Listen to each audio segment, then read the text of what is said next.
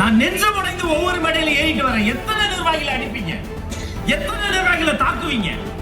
ஆட்சிக்கு வந்ததிலிருந்து திமுக தலைமையிலான இந்த அரசாங்கத்துல இந்த நாடு அரசியலுக்கு வரக்கூடிய இந்த பெண்களுக்கு சுடுகாடாக மாறி இருக்கிறது.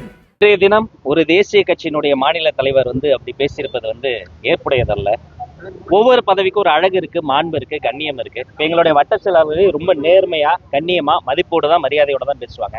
என்னுடைய பொதுச் செயலாளர் ஆனந்த் ஆரம்பிக்கும் போதே மதிப்பிற்கும் மரியாதைக்குரிய தான் ஆரம்பிப்பார். அப்ப அரசியல் புதுவெளியில் இதை போன்ற கருத்துக்களை தவிர்த்து கொள்ளணும். அப்புறம் பதிலுக்கு பதில் எல்லா கட்சியும் இப்படி பேசுவது சரியா இருக்காது. அதனால இது பொதுவாக அவர் அப்படி பேசக்கூடியவர் அல்ல. ஆனா அவர் சமநிலை குலைந்து, தன்னிலை மறந்து, தமிழக வெற்றி கழகத்தினுடைய வெற்றி தலைவனுடைய வளர்ச்சியை பார்த்து என்ன செய்வது, என்ன சொல்வதுன்னு தெரியாம நிலைத்தடு மாதிரி இப்படி உளறி இருக்கிறார். அதுக்கு என் கண்டனம்.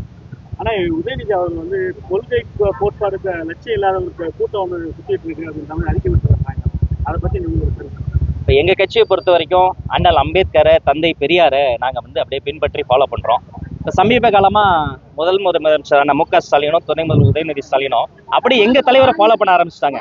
அவரை மாதிரியே நடக்கிறது, அவரை மாதிரி ஆடை உடுத்தி கொள்வது, அவரை மாதிரி வாகனங்கள்ல செல்வது. அப்புறம் இப்ப சமீபத்துல கூட பார்த்த அந்த துண்டு எடுத்து எல்லாருமே சுத்துறாங்க. அது குத்துப்பாட்டு போட்டு தொடங்குறது கிடையாது. நம்ம நிகழ்ச்சி கொள்கை பாடலோடு தொடங்குவது தான் நம்முடைய நிகழ்ச்சி. கொள்கைக்கென்று ஒரு கூட்டத்தையே தயார்படுத்தியிருக்கிறோம். மேடையிலேயே சொன்ன கோடிக்கணக்கான இளைஞர்களை பெரியாரையும், அம்பேத்கரையும், வீரமங்கை வேலுநாச்சியரையும், கர்மவீரர் காமராசரையும் கொண்டு போய் சேர்த்திருக்கக்கூடிய கட்சியாக தமிழக வெற்றி கழகம் இருக்கிறது. அவர் சொல்லுவது நான் ஒரு நகைச்சுவையா தான் பாக்குறேன்.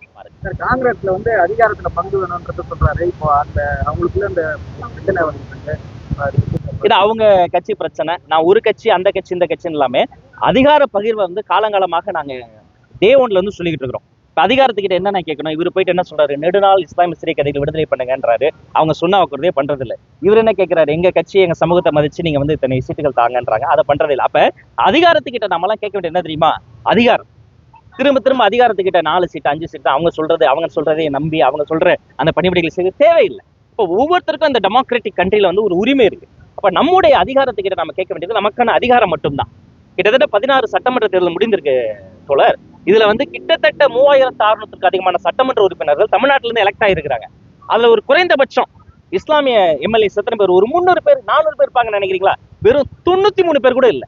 அப்ப இத்தனை நாட்களாக திராவிட மாடல் ஆட்சி மாறி மாறி ஆட்சி செய்தவர்கள்லாம், சமூக நீதி பேசினவங்க எல்லாம் ஏன் இஸ்லாமியர்கள் இத்தனை எம்எல்ஏஸ் உருவாக்கல?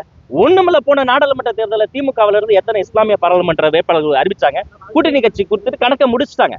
அப்ப இந்த அதிகார பகிர்வு என்பது, ஆட்சியிலும் பங்கு, அதிகாரத்திலும் பங்கு என்பது காலத்தின் தேவையாக இருக்கிறது. அதை வெற்றி தலைவர் தொட்ட பிறகு அவர் தொட்டதெல்லாம் தலைப்பு செய்தி. இதுவரைக்கும் இது அரசியல்ல யாரும் வெளிப்படையா பேசல. இனிமே இதை அரசியல பேசாம யாருமே அரசியல் செய்யவே முடியாது. இதற்கான விதை எங்களுடைய தலைவர். மக்கள் ஏற்கனவே தாவேக்காவை நோக்கி நகர்ந்துட்டாங்க, நாங்க மக்களை நோக்கி நகர்ந்துட்டாங்க. அதனால எல்லோரையும் அரவணைக்கக்கூடிய ஒரு பாசமிக்க தலைமையில தான் எங்களுடைய கூட்டம் இருக்கிறது.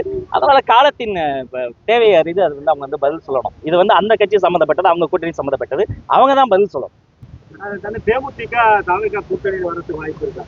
சொல்லுங்க, வாய்ப்பு இருக்கா? மக்களும் அந்த கட்சியை சார்ந்தவங்க எல்லாம் சொல்லணும். பொதுக்குழுன்னு நாங்க ஒண்ணு கூட்டி கூட்டணி சார்ந்த எல்லா முடிவுகளையும் தலைவர் எடுக்கணும்னு ஒரு தீர்மானம் நிறைவேற்றி, நான் தான் அந்த தீர்மானத்துக்கு வாக்கெடுப்பை நடத்தினேன். ஒரு மனதாக அந்த தீர்மானம் நிறைவேற்றப்பட்ட. அப்ப இது ஒரு டெமோக்ராட்டிக் பார்ட்டி.